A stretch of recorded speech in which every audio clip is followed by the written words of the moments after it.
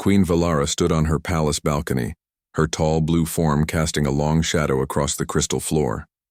The purple sky of her homeworld stretched before her, filled with floating cities and silver ships. But today, she only watched one small shuttle coming down through the clouds.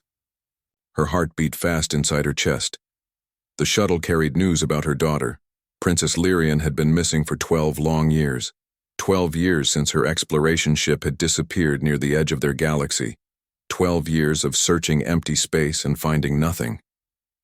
The Queen's hands gripped the crystal rail. Her skin glowed with a soft blue light, the way all Zephyrians glowed when they felt strong emotions.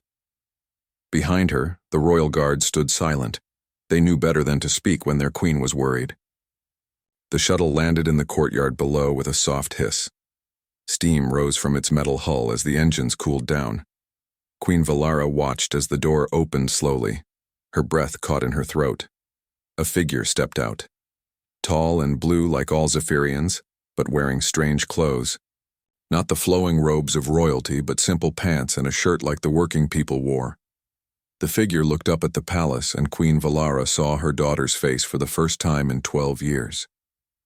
"Lyrian," the Queen whispered. But something was wrong. Princess Lyrian was not alone. She held the hands of two small creatures, two human children. The Queen had never seen human children before. They were tiny compared to Zephyrians, with soft pink skin and small round faces.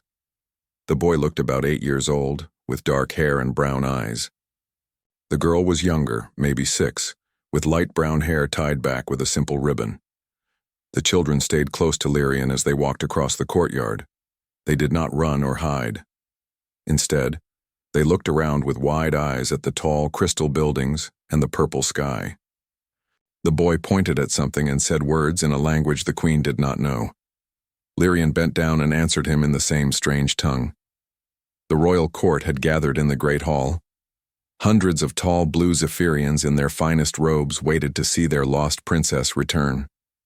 But when the doors opened and Lyrian walked in with the two human children, the hall fell completely silent. The children's footsteps echoed on the crystal floor.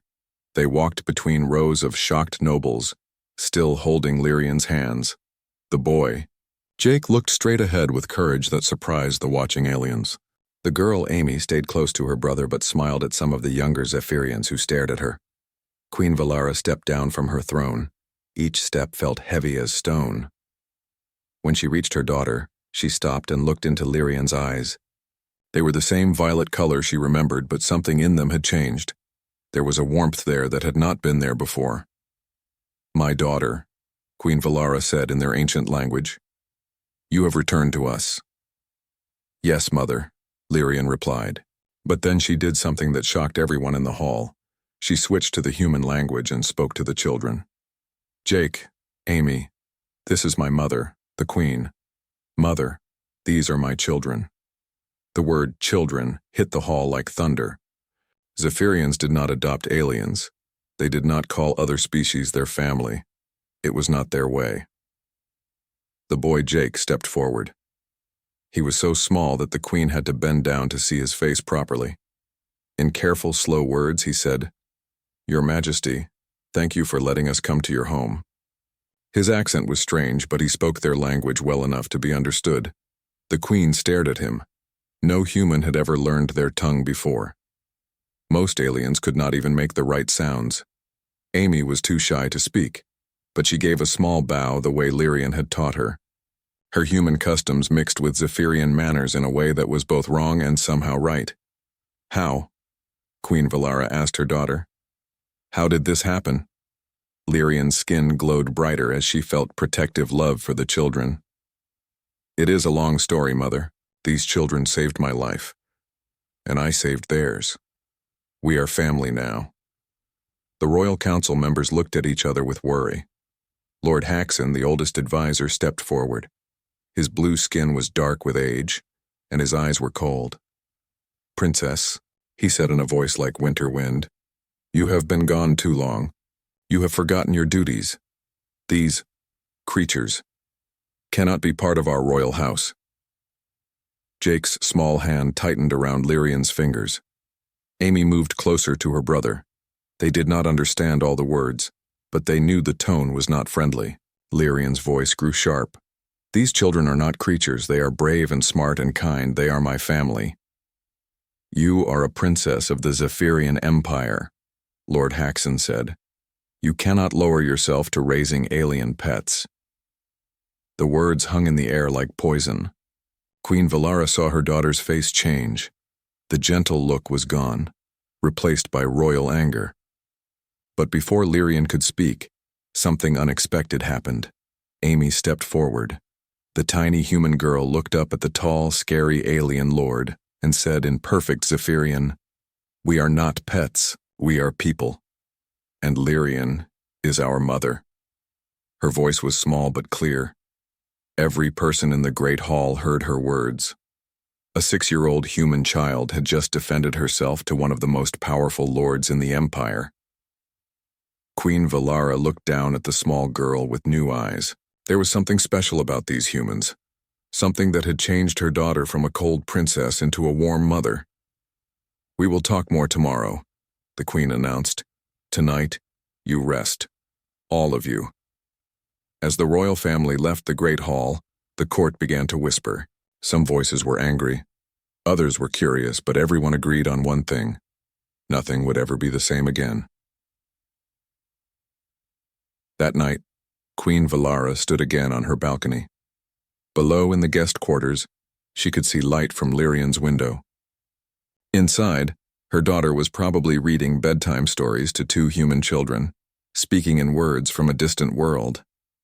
The queen touched the crystal rail and wondered what stories those children would tell her about her missing daughter.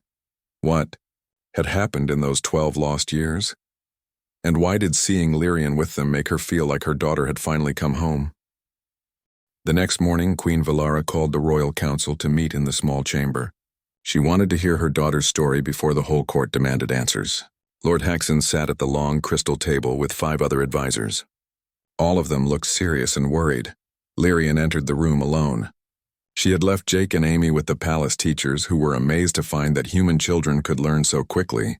The princess wore simple clothes again, not royal robes. Her mother noticed she moved differently now, more carefully, like someone who had learned to watch for danger. "Tell us what happened," Queen Valara said softly. "Tell us where you have been." Lyrian sat down across from the council members. For a moment she looked like the young princess who had left 12 years ago. Then she began to speak, and her voice carried the weight of someone who had lived through terrible things.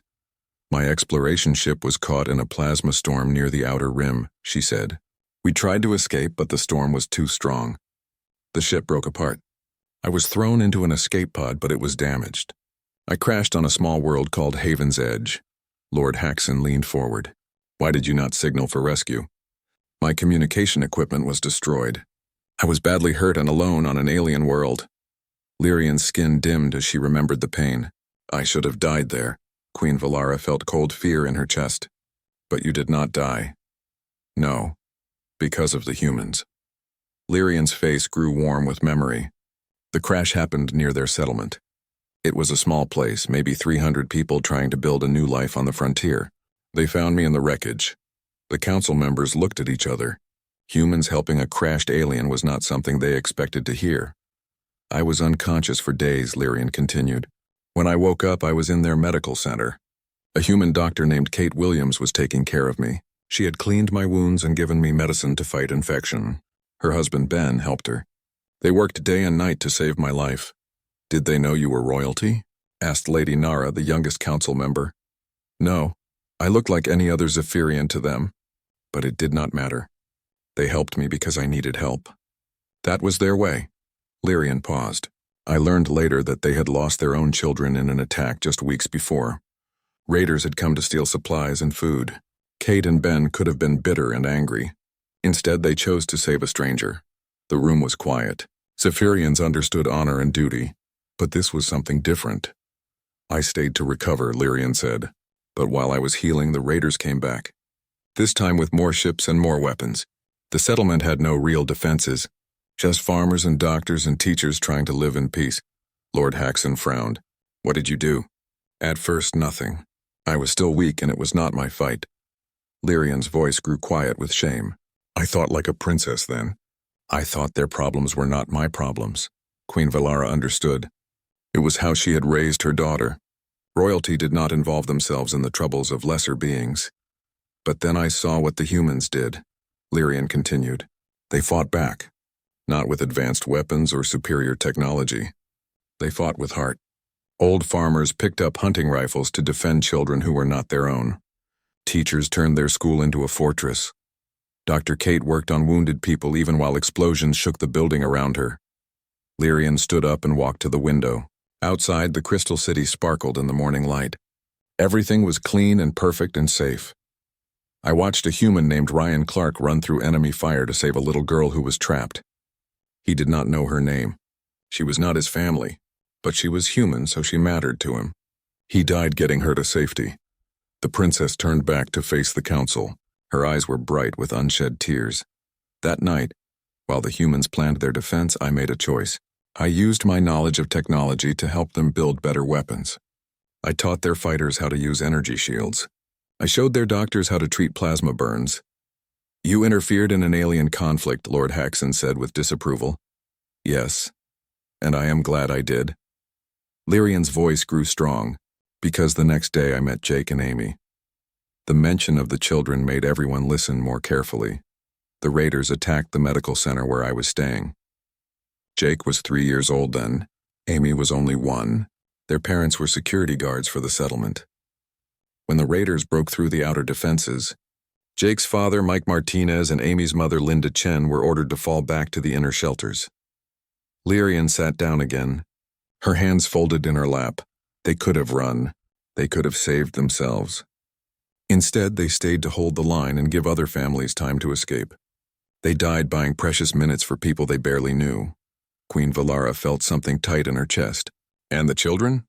Ben Williams found them in the rubble, crying over their parents' bodies. He brought them to the medical center. Kate took them in without question, even though she and Ben had their own work to do. Lyrian smiled sadly.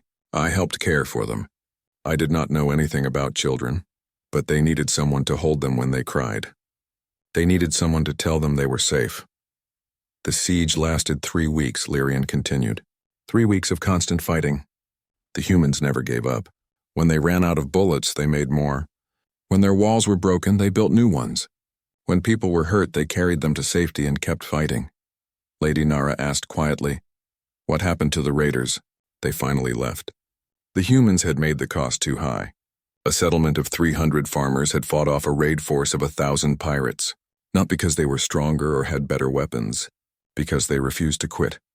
The council members sat in silence, thinking about what they had heard. After the fighting ended, I stayed to help rebuild, Lyrian said. I told myself it was because I was still too weak to travel. But that was a lie. I stayed because I had found something I had never known before. What?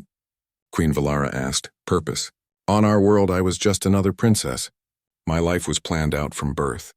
Ceremonies and duties and marriages arranged for political gain. But on Haven's Edge, I was needed. Really needed. Not because of my title, but because of what I could do. Lyrian looked at each council member in turn.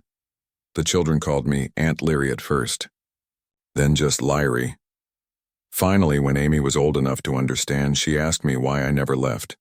I told her it was because they were my family now. She smiled and said, Good, families should stay together. You chose them over us, Lord Haxon said coldly. I chose love over duty, Lyrian replied, and I do not regret it. Queen Valara stood up slowly. She had listened to her daughter's story and understood something important. Lyrian had not been lost for 12 years. She had been found. That afternoon, Queen Valara walked through the palace gardens with her daughter. The crystal trees sang in the wind, making soft music that had comforted Zephyrian royalty for thousands of years. But today the queen found no peace in the familiar sounds. The council does not understand, she said to Lyrian. They think you have been corrupted by spending time with a primitive species. Lyrian stopped beside a fountain that flowed with liquid light. They are wrong, Mother. The humans are not primitive. They are something else entirely. What do you mean? Lyrian looked up at the purple sky where Zephyrian ships moved in perfect formation. Everything on their world was ordered and controlled. Beautiful but cold. Let me tell you about the years after the siege, she said. The years when I learned what humans really are. Queen Valara sat on a crystal bench and listened. The settlement was damaged badly, Lyrian began. Half the buildings were destroyed. The water system was broken. Crops were burned. Most species would have given up and moved somewhere else, but not humans. Lyrian sat beside her mother, her voice growing warm with memory. The morning after the last raider ship left, Ben Williams stood in the town square and made a speech. He was tired and hurt and covered in dust from the fighting. He said, "We are not leaving. This is our home. We will build it better than before." And they believed him? More than believed. They acted, Lyrian smiled. That same day, people began clearing rubble. Children too young to lift heavy stones carried water to the workers. Old people who could barely walk sat in the shade and mended torn clothes. Everyone did something. The Queen tried to imagine such a scene. On their world, rebuilding would be done by specialized crews with proper equipment and careful planning. It would take years. How long did it take them? She asked. 6 months for the basic repairs. 2 years to make it better than it was before. Lyrian's eyes shone, but that was not the amazing part. The amazing part was watching Jake and Amy grow up during those years. Queen Valara thought of the 2 small humans she had met yesterday. Tell me about them. Jake was 4 when the rebuilding started. He wanted to help with everything. Too small to carry big tools, so he learned to sort screws and bolts. Kate Williams taught him to read using equipment manuals so he could help find the right parts. By the time he was 6, he knew more about water systems than most adults. Lyrian stood and began walking again. The Queen followed. Amy was different. She watched everything and remembered it all. When she was 3, she started following Dr. Kate around the medical center. She learned to count by organizing medicine bottles. She learned colors by sorting bandages. By age 5, she could take blood pressure and wrap wounds. They sound intelligent, Queen Valara admitted. Intelligence was just the beginning, Lyrian said. What made them special was their hearts. They reached a part of the garden where rare flowers bloomed in impossible colors. The Queen remembered planting some of these with Lyrian when her daughter was young. I was there the day Jake decided to become a teacher, Lyrian continued. He was 7 years old. A new family had arrived at the settlement, refugees from another raider attack. Their little boy was scared and would not talk to anyone. Jake spent 3 days sitting with him, sharing his toys and food until the boy finally smiled. That sounds kind, but hardly remarkable. Lyrian shook her head. You do not understand. Jake did not just sit with him. He researched trauma in children using the settlement's computer system. He learned about different ways to help scared kids. Then he taught other children what he had learned so they could help too. Queen Valara felt surprised. A 7-year-old human had done research and taught others? That seemed advanced even for a young Zephyrian. Amy was the same way, Lyrian said. When she was 6, she noticed that some of the elderly humans were getting sick more often. She spent weeks observing their daily routines and taking notes. Finally, she figured out that they were not eating enough vegetables because the food was too hard for them to chew. What did she do? She convinced Dr. Kate to start a program making softer foods for older people. But Amy did not stop there. She organized the other children to visit the elderly every day and share meals with them. Sickness among the older humans dropped by half within a month. The Queen walked in silence for a while, thinking about what she had heard. These human children seemed remarkable, but she sensed there was more to the story. You speak of kindness and intelligence, she said finally. But what about strength? What about the courage needed to survive in a hostile galaxy? Lyrian's face grew serious.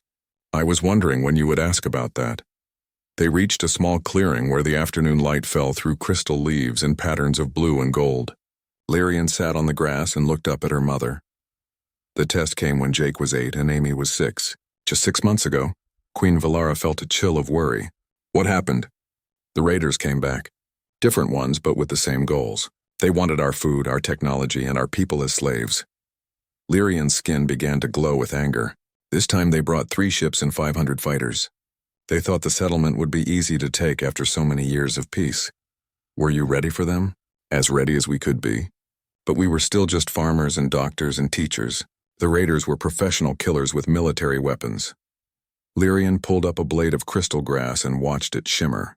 The adults made plans to evacuate the children to hidden shelters while the fighters held them off. Queen Valara nodded.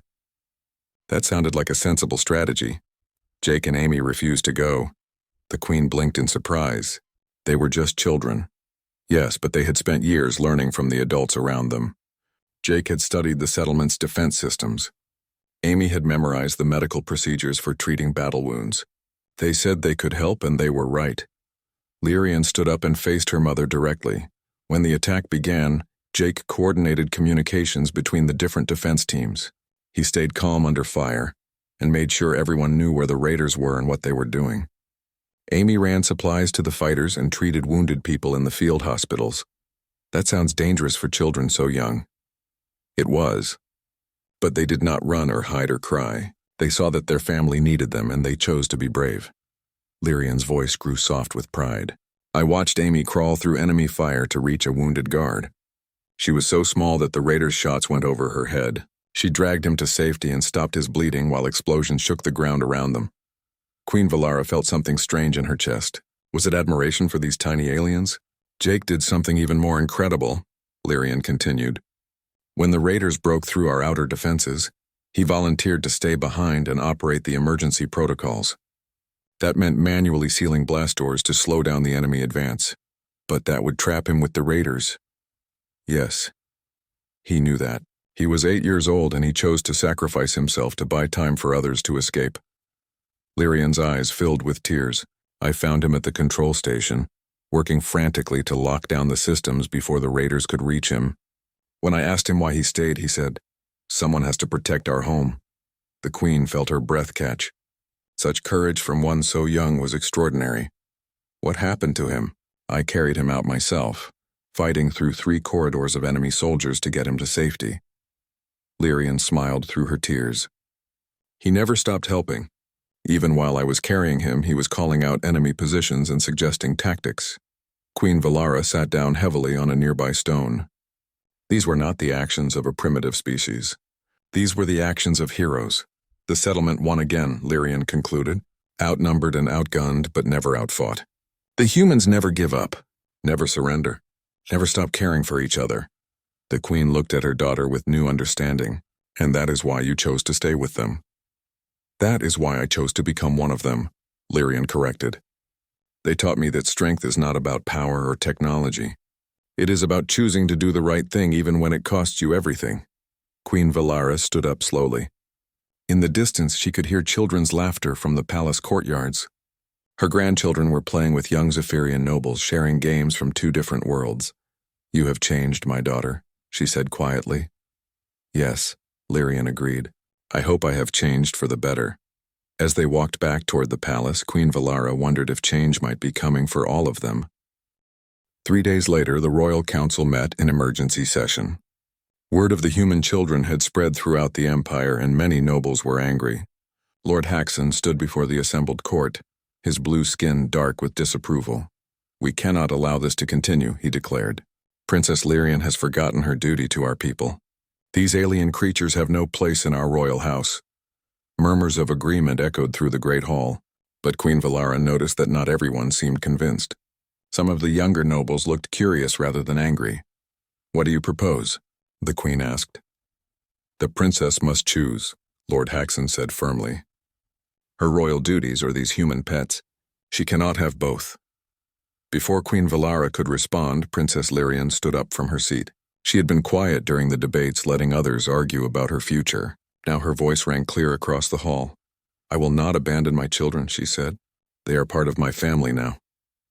"Then you are no fit to be our future queen," Lord Haxon replied coldly. Queen Valara had heard enough. She rose from her throne, and the hall fell silent. When she spoke, her voice carried the authority of centuries of rule. "There will be a test," she announced. "If these human children can prove they are worthy of our house, then they may stay. If they fail, Princess Lyrian must choose between her crown and her adopted family." Lord Haxon smiled with satisfaction. "What manner of test, Your Majesty?" "The same trials we give to young Zephyrian nobles," the Queen said. "Tests of intelligence, strategy, and courage. If they can pass these challenges, then we will know they truly belong among us." Lyrian felt fear grip her heart. The trials were designed for Zephyrian children with years of formal education and natural abilities that humans did not possess. Jake and Amy were smart and brave, But they were still just children from a frontier settlement. "When will the tests begin?" Lyrian asked. "Tomorrow," Queen Valara replied. "We will start with the challenge of numbers." That night, Lyrian sat with Jake and Amy in their guest quarters. She tried to explain what would happen, but the children seemed more excited than afraid. "So we have to solve math problems?" Jake asked, his eyes bright with interest. "Not just math," Lyrian said carefully. "Complex calculations that even adult Zephyrians find difficult. And if you fail any of the 3 tests, we will have to leave this place forever." Amy looked up from the book she was reading. It was a simple story about Zephyrian history, but she was already on the 3rd chapter. "What are the other 2 tests?" "Strategy and courage," Lyrian replied. "You will have to prove you can think like leaders and act like heroes." Jake and Amy looked at each other. They had faced raiders and helped rebuild their settlement. They had learned to solve problems and help their community. Maybe these tests would not be so different. The next morning, the royal court gathered in the Hall of Trials.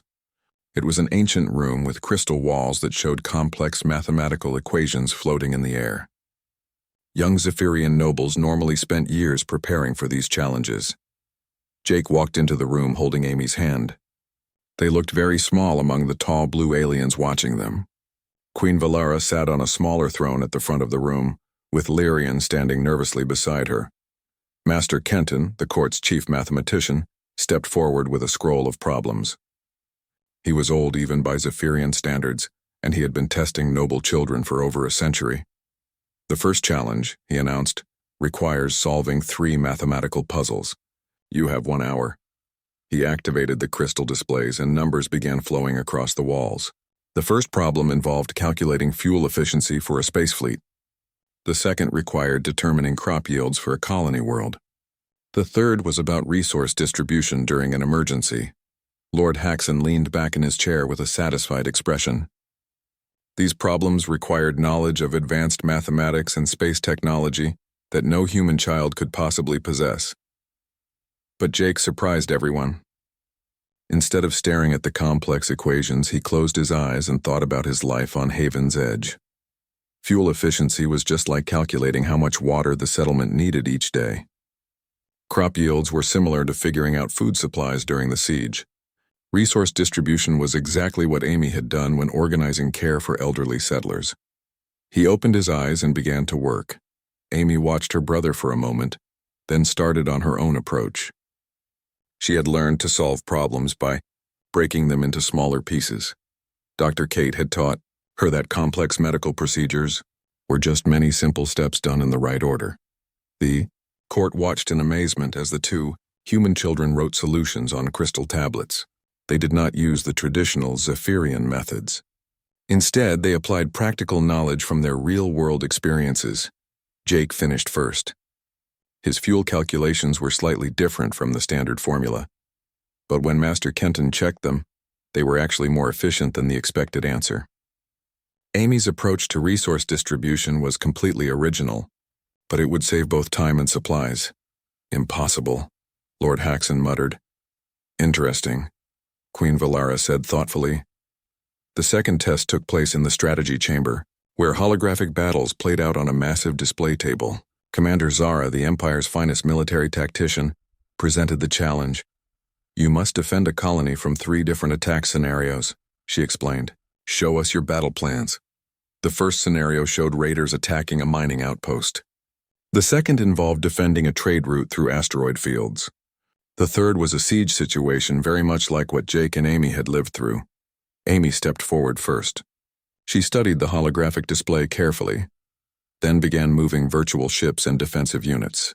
Her plan for the mining outpost was simple but clever. Instead of fighting the raiders directly, she suggested evacuating the valuable equipment and collapsing the mine tunnels to deny the enemy their prize. Commander Zara frowned. "That destroys the colony's economic value." "But it saves the people," Amy replied. "You can always build new mines. You cannot bring back dead miners." Jake took the second challenge. The asteroid field battle reminded him of games he used to play with other children, but with real consequences. He studied the enemy fleet patterns and noticed something the commanders had missed. "The raiders are not trying to control the trade route," he said. "They are herding our ships toward this asteroid cluster. There must be a trap waiting there." He was right. Hidden sensors revealed enemy ships lurking among the asteroids. Jake's alternative route would avoid the ambush entirely. For the final challenge, both children worked together. The siege scenario was almost exactly like their own experience. They coordinated defenses, planned supply distribution, and organized civilian evacuations with the confidence of veterans. How do they know so much about siege warfare? Commander Zara asked Lyrian quietly. Because they lived through it, Lyrian replied. The third and final test was courage. This had always been the most dangerous trial, where young Zephyrians faced simulated life-or-death situations to prove their bravery. General Vex led them to the Combat Training Center, where holographic environments could create any scenario. The test was simple. Face 3 dangerous situations and show that you would protect others even at risk to yourself. The first simulation placed them in a burning building with trapped civilians. The second was a spacecraft emergency with failing life support. The third was a direct combat situation against armed enemies. Jake and Amy entered each simulation together. In the burning building, Jake used his knowledge of structural engineering to find safe evacuation routes, while Amy provided first aid to injured people. They worked as a team, covering each other's weaknesses. During the spacecraft emergency, Amy took charge of medical triage while Jake managed the technical repairs. Neither of them panicked, even when the simulation made it seem like they might die. But it was the combat scenario that truly impressed the watching court. When faced with armed enemies threatening a group of civilians, both children immediately put themselves between the attackers and the innocent people. They used tactics and teamwork that soldiers twice their age would admire. They fight like they have done this before, General Vex observed. Because they have, Lyrian said proudly. When the tests were over, the court fell silent. Jake and Amy had not just passed the trials. They had excelled at them, showing abilities that impressed even the most experienced Zephyrian officials. Master Kenton stood first. In 40 years of testing noble children, I have never seen more creative problem-solving. Commander Zara nodded. Their strategic thinking is beyond their years. They understand warfare not from books, but from experience. General Vex crossed his arms. They have the courage of seasoned warriors and the hearts of protectors. I would be honored to serve beside them. Even Lord Haxon seemed shaken. These were not primitive alien creatures. They were remarkable individuals who had proven themselves worthy of respect. Queen Valara stood slowly. The tests are complete. Jake Martinez and Amy Chen have passed every challenge set before them. They have proven themselves worthy of our house. She looked directly at Lord Haxon. Do you still believe they are just pets? The old lord was quiet for a long moment. Finally, he bowed his head. I was wrong, Your Majesty. They are extraordinary. Lyrian felt tears. 6 months had passed since Jake and Amy became princes of the Zephyrian Empire. The news had spread across the galaxy like wildfire, shocking every alien species that heard it. The mighty Zephyrians, proud and ancient rulers of 1,000 worlds, had adopted human children into their royal family. Queen Valara stood in her private study, reading reports from across the empire. Some worlds were angry about the decision, others were curious, but all of them were watching to see what would happen next. A soft knock at the door interrupted her thoughts. Enter, she called. Princess Lyrian walked in, followed by Jake and Amy. The children had grown in the past months, not just taller but more confident. They wore modified Zephyrian robes that had been adjusted for their smaller size, and both carried data tablets like young scholars. Mother, we need to talk, Lyrian said seriously. Queen Valara gestured for them to sit. Jake and Amy climbed onto chairs that were too big for them, their feet swinging freely as they settled in. What troubles you? The Queen asked. Amy spoke first, her voice clear and determined. We have been studying the Empire's diplomatic records. There are problems that need fixing. Jake nodded and activated his tablet. Holographic displays filled the air around them, showing star maps and trade routes. The Krillian colonies have been asking for help with their food shortage for 3 years. The Vorthan mining worlds need medical supplies. The Nexus trade stations are having problems with pirates. Queen Valara looked at the displays with surprise. These were complex issues that her adult advisors had been debating for months. How do you know about these matters? We asked to see the reports, Amy said simply. Master Kenton has been teaching us about government and economics. We wanted to understand how the Empire works. Lyrian smiled proudly.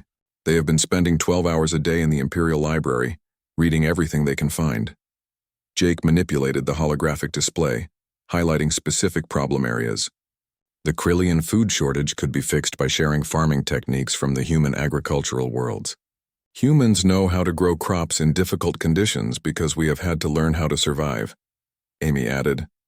The Vorthan medical crisis is happening because they do not have enough doctors, but human medics could train their people quickly using simplified procedures that Dr. Kate taught us. Queen Valara leaned forward with interest. What about the pirate problem? Jake grinned, and for a moment he looked like the 8-year-old boy he still was. That one is easy. The pirates are using hit-and-run tactics because the trade stations fight alone, but if they coordinated their defenses like humans do, the pirates would not be able to succeed. The Queen stared at her grandchildren. In 6 months they had analyzed problems that had puzzled experienced diplomats and found practical solutions based on human experience. You want the Empire to adopt human methods, she said. Slowly. We want the Empire to learn from everyone, Amy corrected. Humans have good ideas about cooperation and innovation. Zephyrians have good ideas about organization and technology. Krillians are excellent engineers. Vortons are natural explorers. Every species has something valuable to offer. Lyrian spoke quietly. They are not just suggesting policy changes, Mother. They are proposing a new way of thinking about the Empire itself. Queen Valara understood. For thousands of years, the Zephyrians had ruled through strength and superiority. They had always seen themselves as the most advanced species, with other aliens as subjects to be managed. But her grandchildren were suggesting something radical: true partnership. The other noble houses will not accept such changes easily, she warned. Jake looked directly at his grandmother with eyes full of determination. Then we will prove that cooperation works better than domination. We will show them results. Over the following weeks, Queen Valara watched her grandchildren put their plans into action. With her permission, they began small pilot programs to test their ideas. The first success came from the Krillian food crisis. Amy organized a team of human agricultural specialists to work with Krillian farmers. Instead of simply providing food aid, they taught new farming techniques adapted to Krillian soil conditions. Within 2 months, crop yields increased by 40%. Jake tackled the Vorthan medical shortage by creating an exchange program. Human medics went to Vorthan worlds to provide emergency care while training local doctors. Vorthan mining engineers came to human worlds to improve extraction techniques. Both species benefited from the partnership. The pirate problem required more creativity. Jake and Amy worked with Admiral Torres, a human fleet commander, and General Vex to create the first multi-species defense force. Human tactics, Zephyrian technology, and Krillian engineering combined to build mobile defense platforms that could protect entire trade routes. When the pirates attacked the Nexus stations again, they faced coordinated resistance from 3 different species working as one unit. The raid was defeated so decisively that pirate attacks in that sector stopped completely. News of these successes reached every corner of the Empire. More importantly, it reached other governments throughout the galaxy. Ambassador Kree of the Antarian Republic requested a formal meeting with Queen Valara. The Antarians had been enemies of the Zephyrian Empire for over a century, fighting border wars and trade disputes that never seemed to end. Your Majesty, Ambassador Kree said during their meeting, we have been watching the changes in your empire with great interest. The cooperation between species is impressive. Queen Valara smiled. My grandchildren believe that former enemies can become future allies. Are you willing to test that theory? The negotiations were difficult. Centuries of mistrust could not be erased overnight. But Jake and Amy sat in on many of the discussions, asking innocent questions that somehow cut through complex diplomatic language to reach the heart of each issue. Why do the Antarians and Zephyrians fight over the Meridian system? Amy asked during one heated debate. Ambassador Kree and Lord Haxon both began explaining historical claims and territorial rights. Amy listened patiently, then asked another question. But what do both sides actually need from those worlds? It turned out that the Antarians needed rare minerals for their technology, while the Zephyrians wanted the system for its strategic location. Jake suggested a simple solution: joint mining operations with shared profits and mutual defense agreements. Children see solutions where adults see only problems. Ambassador Kree observed privately to Queen Valara. The first Antarian-Zephyrian cooperation treaty was signed 3 months later.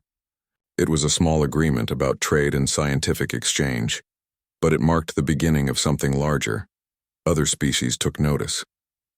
The hegemony of rings sent observers to study Zephyrian integration policies. The Crystal Alliance proposed cultural exchange programs.